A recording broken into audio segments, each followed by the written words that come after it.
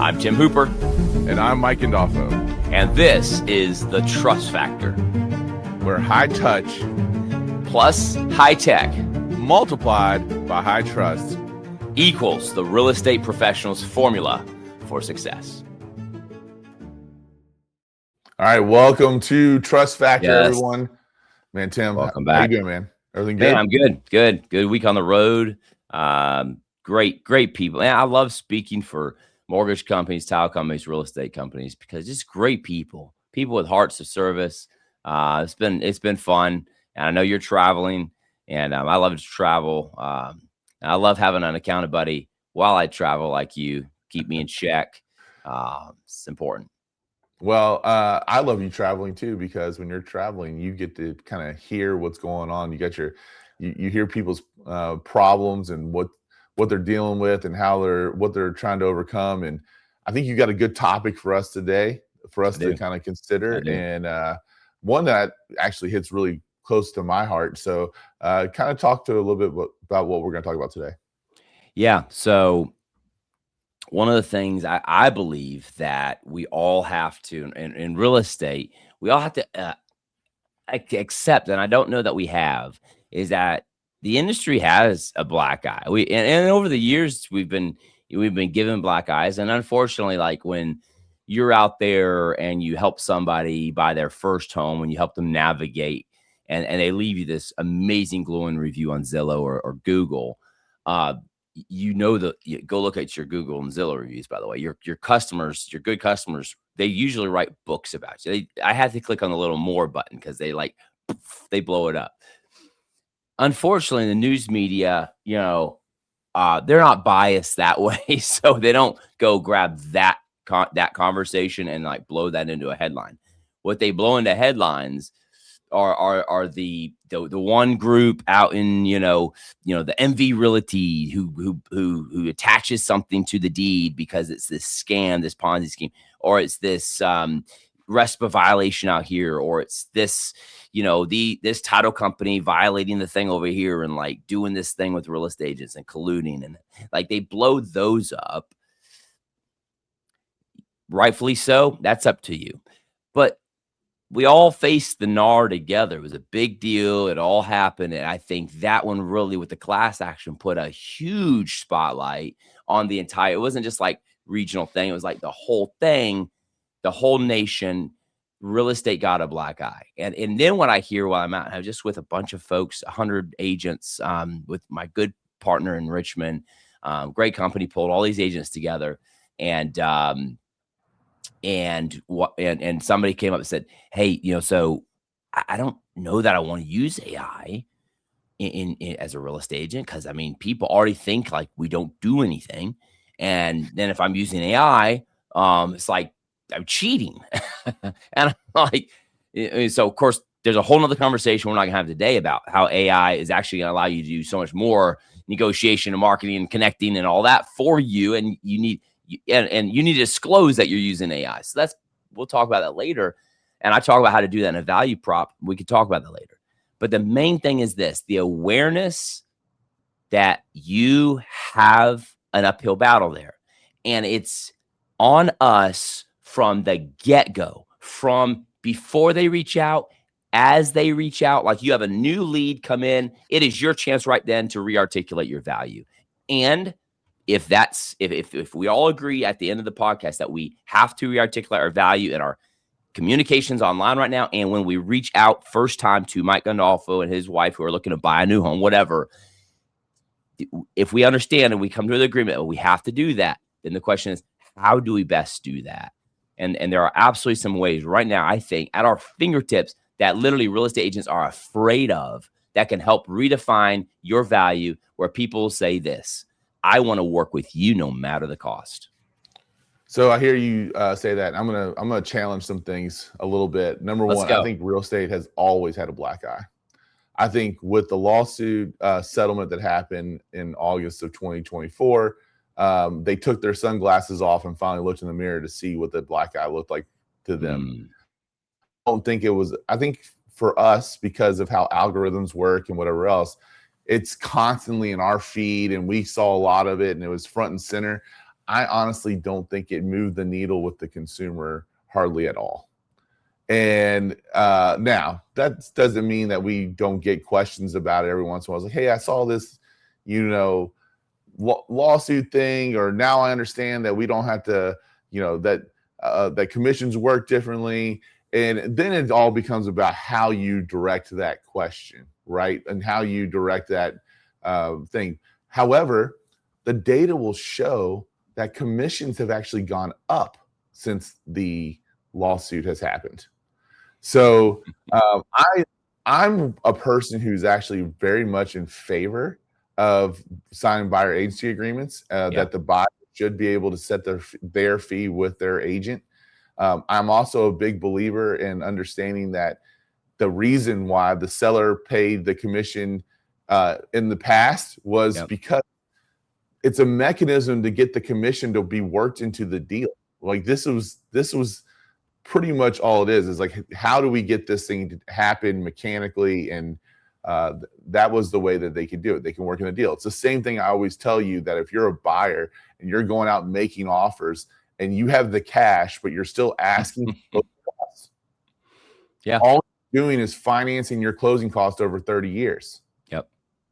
You need the closing costs. It's a different story, I understand, but you're still financing your closing costs over 30 years. The seller's not giving you closing costs. You are working it into the deal. Right. So just from a mindset idea of how I look at it now, I'll go back, and I know I've told this story on this show before, but it bears repeating, because when I go back to 2008 and I'm a pretty new agent and I'm at this, large brokerage, and the policy there is that we do not cut our fees. And so I'm a newer agent with some incredible agents competing at the same fee. Meanwhile, I've got agents, because when deals become scarce, listings become scarce, people start to do really weird things. And I'm seeing people cut their fees left and right. But I've got to compete here. And so that's when the decision had to be made that you're going to compete on value. You're not going to compete on price. So when I hear you talk about like what this looks like from shifting our mindset and whatever else, that's where it starts. It's like, now I got to sit down with this buyer and get this buyer agency agreement signed. And I'm going to have to basically say, hey, this is what I charge for my services. And you've got to be able to articulate your value so that the person signs the agreement. And it's new and it's awkward and it can feel a little out of place, but the better you get at articulating your value, the easier it becomes to get them to sign the buyer agency agreement. Right. And I have some, I don't want to suck the air out of it, but I have a mechanism now that I have the way that I learned it back in 2008. And I have a mechanism now that I think will help people actually articulate their value. So, are you good if I go on? Go for it. I want to see the mechanism, and I want to share. Let's do the mechanism, and I want to share a couple of ideas from an optics and almost like a marketing standpoint as well. Because coming out of Richmond with the 100 agents, I think the mindset flip was a lot of our social media and a lot of what we're saying online, and a lot of what we're feeling all this pressure to produce content-wise, we're off. It's not helping. So, let's talk about the mechanism. Kind of funny, because it goes back to in 2008 when I read The Go-Giver, and The Go-Giver changed all those things for me. But one of those things is that you got to be authentic. You got to lead with authenticity. And I think that's a big piece of where we're probably falling down right now. So, if you consider take a triangle that has 3 layers, right? And the base layer, I want you to just write out every single thing that if someone's working with a real estate agent, like let's say it's a home buyer, right? If I'm working with a home buyer, what are the basic things that home buyer would expect to get from the real estate agent? So just put it all down, like bottom line, like this is the minimum expectation, right? This is the satisfied client would now satisfied clients, by the way, don't refer. You got to have just raving fans clients. This is what you need to have. So the Right. satisfied client is expecting this, and you satisfied that need. The second level, that middle tier in the triangle, is what are the things that you do just a little bit different? What are the differentiators of how you actually take that process, or some of the things that you do that are above and beyond, and the things that you do to elevate the things that you do specifically for your clients that you don't think is the norm. And then the tip of the triangle is what is that absolute game changer that you do better than no one else, that you feel like you compete at a world-class level, that is the one thing that your clients can hang their hat on. And when you do that 3 levels, you have an idea of like, okay, well, most agents are just kind of living at that bottom tier and they're not doing pretty much anything else. I know then I need to highlight, when I'm doing this consultation, highlight these things in the middle, but I need to really hammer home the fact that, hey, we do this thing better than anyone else. Yeah. And I think that's a pretty good framework too, to help you with your social media side of how you're going to communicate the message as well. Yeah. So baseline, what has to be done. And by the way, most people, if you flipped it, you said, hey, I'm here, you're here. We're going to be working together. Like, just tell me have you worked with a real estate agent in the past? How was that experience? A lot of people tell you what that baseline should, what they expect, and their expectation should, most people are not going to have this expectation up here at the top. Correct. Most people are going to have this expectation down here. So if you can establish that, you're like, okay, that's my paycheck. That's okay. And you that worked for you. But here's the thing, in the middle, they probably haven't had their agent call them back.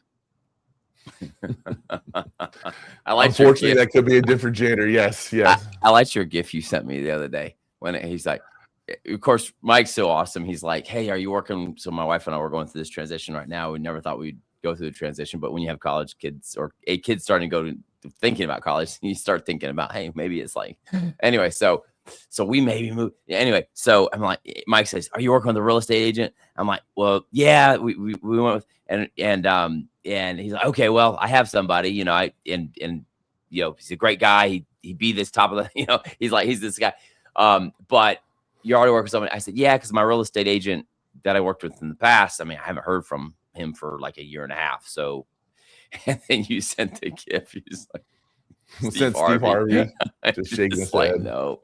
But yeah, exactly. Right. So, but here's the thing. That's the thing. You could start talking about like, I'm going to talk to you after this. We're going to be together. We're going to be like, this is a relationship. All the things you talked about, Mike, the go giver, we're in this for life. All your friends, this is where you're going to ask for that referral. Like, I'm going to do such a good job. You're going to want, you will tell your people. This is all that stuff. It's like now, and then this up here at the top, this is where you don't say how good you are. You say what your last customer just said. And this is where you go and you say something like, in fact, you'll want to tell all your friends and family, because it's these these things right here we do that most won't. And you just told me your agent hadn't called you, so that kind of is like why we're talking.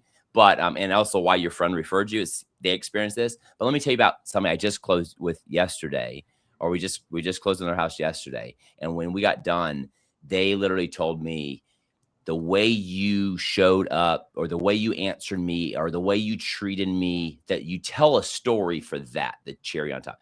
Because that's where I find a lot of real estate agents don't use a story of another home buyer or another seller.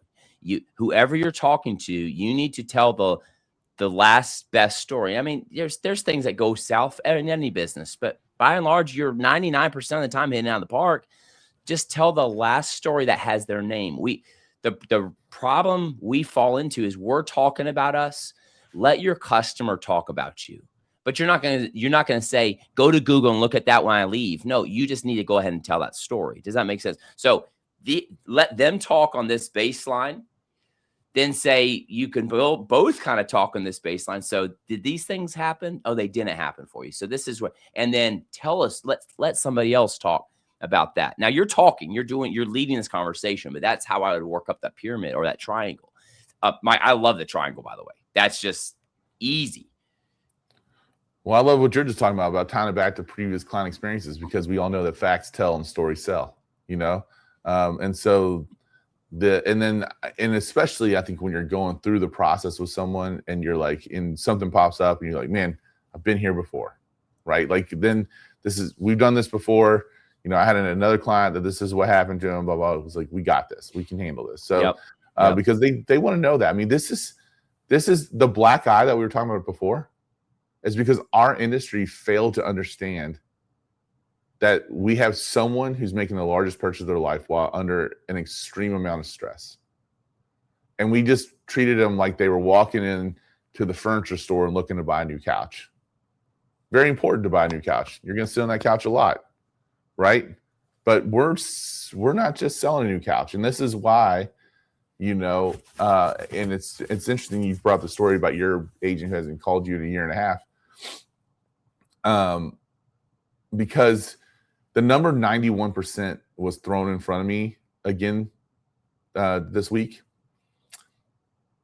And 91%, this is a NAR stat, 91% of buyers and sellers would recommend or work with, they use the word use, which, you know, I don't like. And you just looked at to work with. And by the way, you'll be proud of me. On stage in front of 100 agents, I said, who's you? And I was like, whoa, hang on. My buddy Mike Gandolfo is ripping this out of my vocabulary. And I changed right on stage. I changed it to work with. So there you go. Keep going. 91% would recommend or work with their agent again. Okay. However, the flip side of the 91% is that 91% of agents do not stay in contact with their clients past closing. I have 91% over here that say, hey, pay attention to me for just a little bit and we'll refer you. I will work with you again. And you're like, nope, I'm good. I'm just going to move on and chase the next thing, instead of just loving on this person over here who's saying that they want to send you business and systematically staying in touch with them, authentically building a relationship with them. And the funny thing is that person is like the key, your next client is in the client that you're working with right now.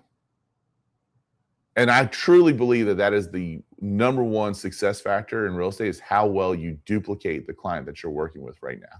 What I think, if I could go out here on just a little venture, I think that part of the reason we have a hard time calling a home buyer back, or I think the reason we fall into transaction is because we got into real estate. We've never stretched our internal belief system, and we've not stretched our internal value and quality system to the firm belief that I'm earning every last red cent of this commission check. Mm-hmm. Because when you believe that every last red cent in that commissions check was earned and you worked for it, then you will have no shame in reaching back out. And I think somewhere along the way, we got into real estate. And here's I think the real black eye. And if I could just be a little blunt here and probably offend some people, I think the real black eye is you got into real estate to get rich quick. Not you. I'm talking about. Oh, I'm going to say that one more time. I think a lot of people got into real estate to get rich quick. Mm-hmm. It doesn't happen that way either. and it doesn't happen that way. That's why you have a lot of people who fall. How many people fall out? Look at the stats there. How many people don't last their first year or make it 5 years? 87% don't make it 5 years. Why? Because it's difficult. But you saw your family member who was doing it, and they were an overnight success of 40 years or 20 years.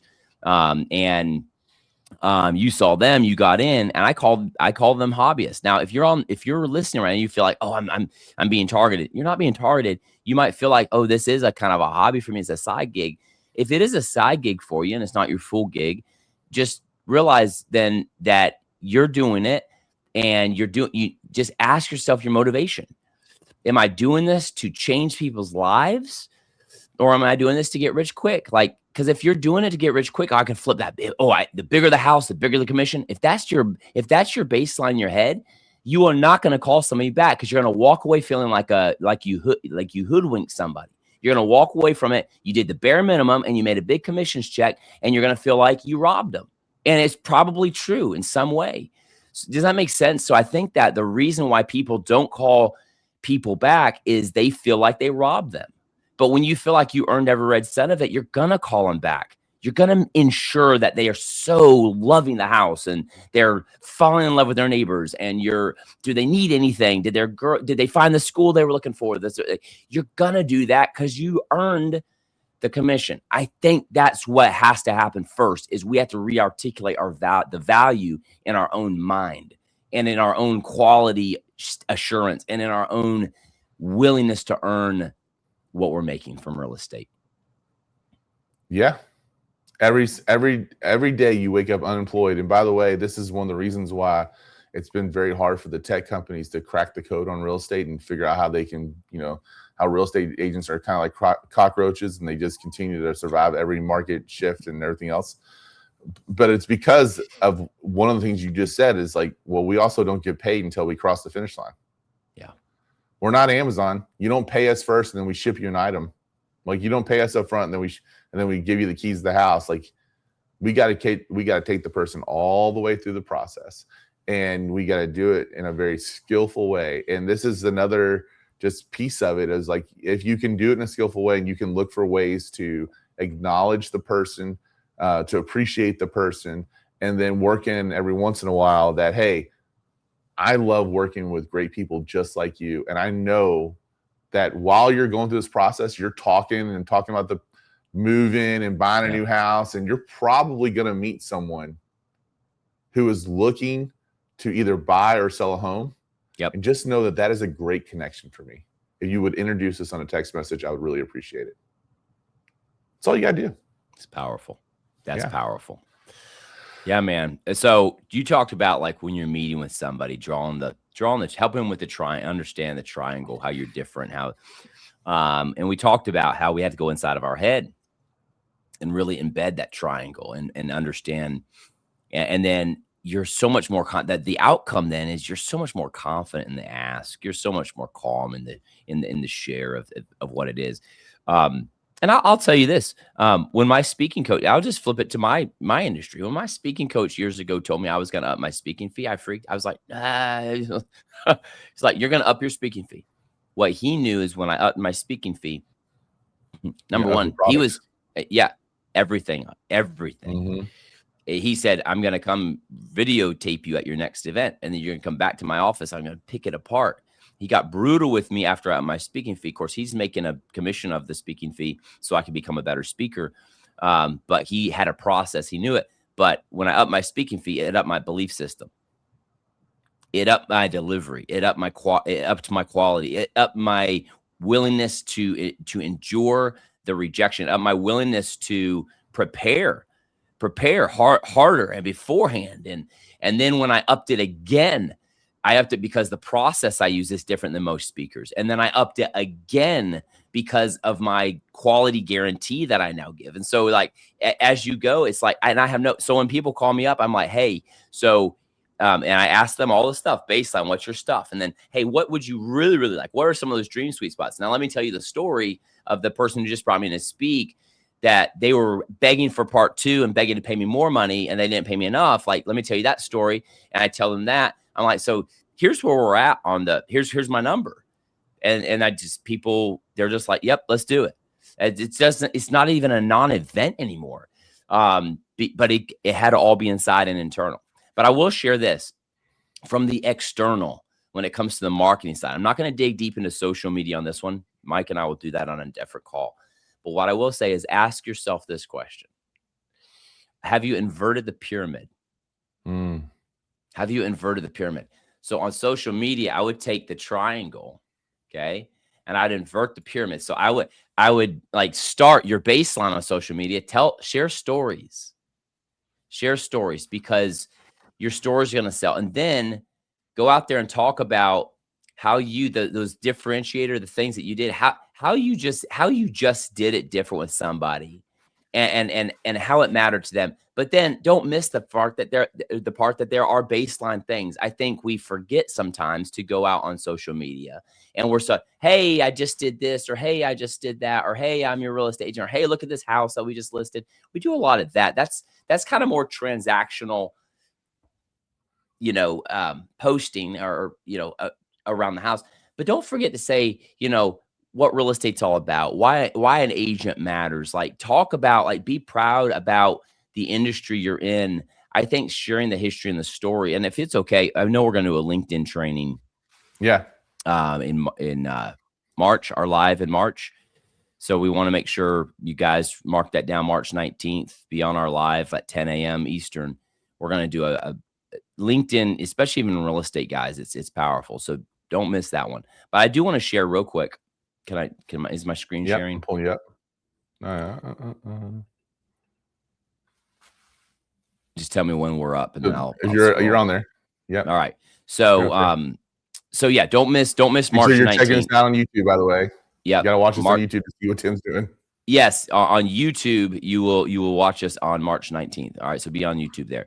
But let me show you real quick, my buddy. I was just with Sam Trimble, and I just posted this, so you can go to my LinkedIn and actually find this and watch it. I'm not going to play it here, but Sam is like marketer extraordinaire, international speaker for real estate, mortgage, title. He does all of it. He's amazing.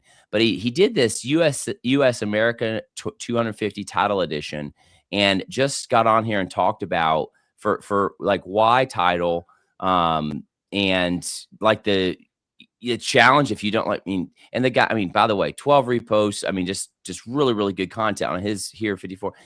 The reason I like Sam is he built something that was, this is why title matters. Like, people back in the days when we were pioneering, like, you could like literally lose your, he just told the story. And after you watch this video, if you're a title agent, I'm going to stop sharing there. Make sure I don't hit the wrong button, because I did when we did live, I left the studio last time. When you watch the video, then the reason he's getting shares on it is a title company is going, they're saying, yes, that's us. That's what we're trying to convey to our customers. That's why we exist. Don't forget on the what you're putting out there to tell your story. And tell the industry story, but also tell your story. Listen, my family and I were in the military when we finally settled down and became permanent. Like, our real estate agent was so transactional. It sucked. It was this. And my heart, I decided I want to get in real estate. My kids are grown now. I want to get in real estate and help people. I brought 20 years of it as a engineer with the Army Corps of Engineers to the game. And now tell your story of why you got into it. I think that is valuable. That's authentic. I think so many times we become just so transactional with our content, and we forget to tell the history and the story and the why behind why we exist. So does that make sense? So that's, I think, the rearticulation of value. It's not the most critical. I think the most critical is the one-on-one with the buyer agent agreement. Like, do that well, because that's your livelihood. But then if you want to go tell it on a more broader mass communication scale, start thinking of your social channels as that opportunity to share the importances about your vocation and the industry you're in. That we could all do better together. And by the way, we could do it with our referral partners better, because I will tell every real estate agent till I'm done, till I expire, you have to partner with your partners better. Like, wire fraud should not be the first time they hear about that from your title company. You need to elevate your value proposition. You need to elevate what you're going to do as a guardian for them, because cybersecurity and with AI is only going to become a bigger deal and a bigger issue.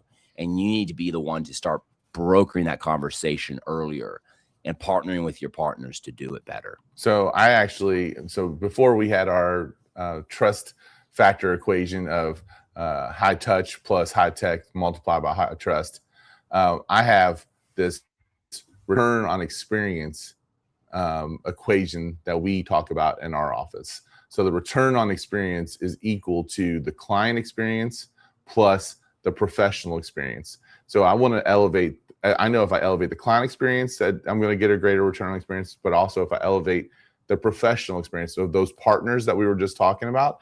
Awesome. And so we started having intentional conversations with, hey, how, Mr. Home Inspector, how can we be the best real estate company that you work with? Mr. Home Warranty person, Mr. Title person, Mr. Mortgage person. It doesn't have to all be guys, by the way. Sorry, not to come off sexist. So, but whoever it might be, what do we need to do to be the best real estate brokerage that you work with? And they're taken back by it, because just by asking that question, it puts you in a different level, because they would never even think about it. First off, they think of lots of times that you think, oh, like we're dependent on the real estate agent to send this business. Here's a real estate agent that actually wants to be the best one that we work with. Yeah. How can I prepare my clients better for their experience? We're doing it right now with FinCEN, right? Like the FinCEN conversation. So it's like, okay, we know that if we've got a seller and we're reviewing offers and we got a cash offer from an LLC that, this thing's going to be subject to FinCEN, and we got to prepare our seller that there's going to be some extra steps, and they might ask for some extra information. There you go. I mean, that's all it is. So I love it. That's all it is. Yeah, right, that's awesome. Good it's good stuff. Yep. Rearticulate the value. Guys. Own it. Rearticulate your value. Be sure to be tuning into our live, which this episode airs on March 11th. So a week from tomorrow will be the live where we'll do the LinkedIn training. And, please continue to share the love. And I got some good feedback from our show. Like I wasn't looking for it, and twice. So I know people are starting to listen. Yep. So I really appreciate that. Just make sure you're sharing it with your friends, and that we're trying to grow this audience, make a difference. Thanks, guys. All right. Have a good one, Tim. We'll see you next time on See you next time. The Trust Factor podcast is available wherever you get your podcasts. You can even watch us on YouTube. And subscribe to the channel so you can comment and drop your questions and share it with your team.